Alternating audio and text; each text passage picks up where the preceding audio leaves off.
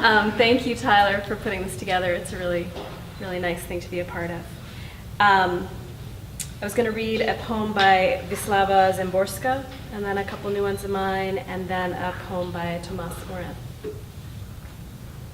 Bruegel's Two Monkeys. This is what I see in my dreams about final exams. Two monkeys, chained to the floor, sit on the windowsill. The sky behind them flutters. The sea is taking its bath. The exam is history of mankind. I stammer and hedge. One monkey stares and listens with mocking disdain.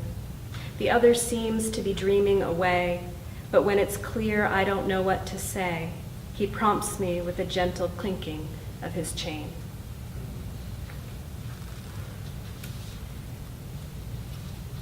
So these are two of mine. Dead bait just attracts scavengers. Don't show me the mountains from your dirty window as we hurtle and crawl. How many shtetl souls gasp in the rush of breath between your lips? Is this why your words are such beautiful, useless houses, but still a comfort up here above the ground of their ashes? Below the blue scrim of ceiling, gravity and other forces conspire to pantomime each day and somehow hold darkly every night I wake from, frantic with forgetting. Don't worry, there's always a next time. Their hovering comes when it will, and sweetly between when it won't.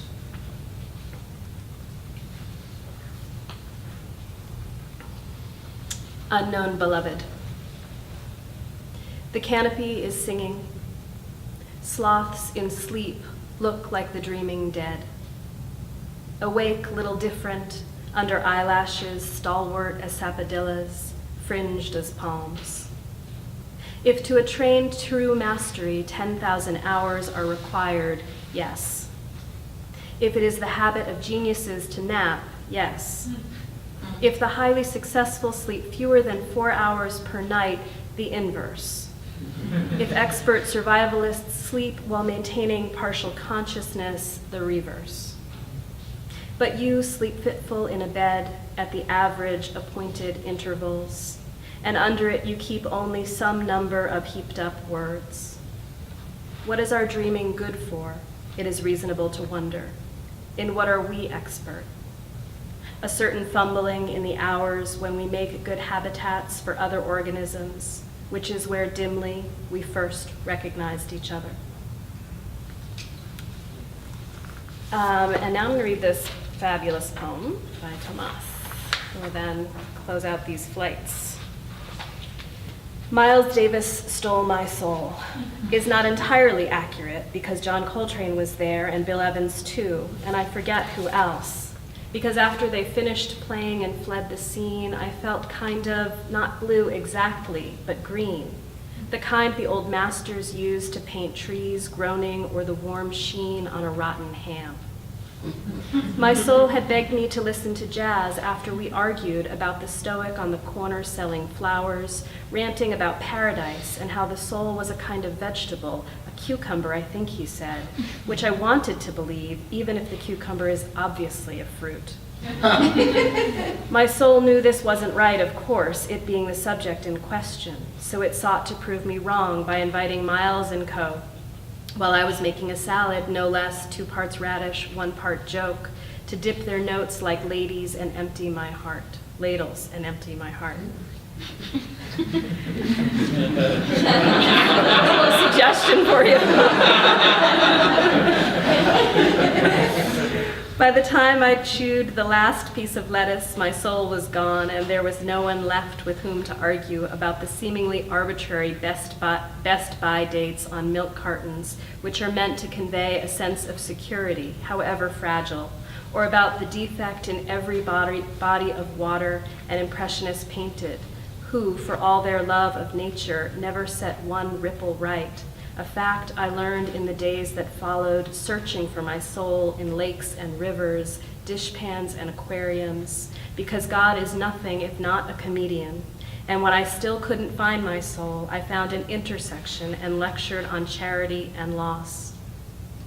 I still remember the sweet faces in the passing cars when I began to pray for rain and dance the flamenco. I remember it was a Wednesday because nothing significant ever happens on a Wednesday.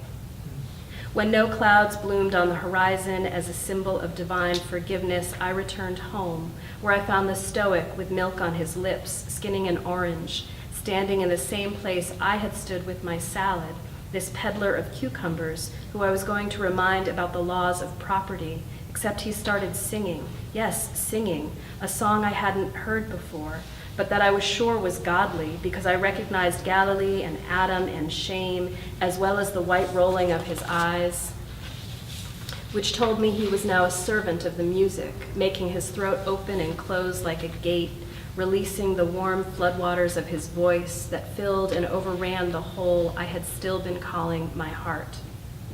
If in that moment you had been flying in a plane high above the country of my body, you would have been surprised, as I am now, by the sight of barren plains broken by a system of clear lakes shaped like a patch of wild cucumbers, a once noble fruit that saved nations because it was hardy, versatile, and demanded so little.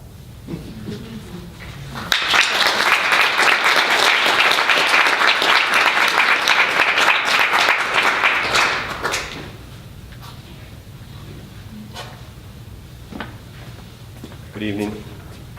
Thank you to Lisa for choosing me and Tyler for organizing this great, wonderful event. It's nice to be in your company. In 2007, the British artist Jonathan Yao made a portrait of then President George W. Bush. And what makes this portrait unique among presidential portraits is that he took pornographic magazines, cut up the pages, and then used these bits, these cutouts, to collage a picture of Bush. And in the days after I first saw this image, I was haunted by this giant, obscene George W. Bush head. And this poem was sort of a way to try to exorcise that from my life. Presidential portrait. Upon first seeing the shadow box collage of the 43rd president, I thought, his face is a kaleidoscope of bodies. Later that night, I stared at my own face in the window, bent, fluid, like a dying animal's. In the morning, I started an ode to the artist who cut out the women he found in magazines like coupons in order to fashion Bush's face. I wanted to applaud the cheap irony, but kept returning to the blameless curve of an arm, or the idea, rather, of that arm, and of tapered fingers a father would have cradled while crossing the street, or the wet feet of someone's daughter hopping in her galoshes,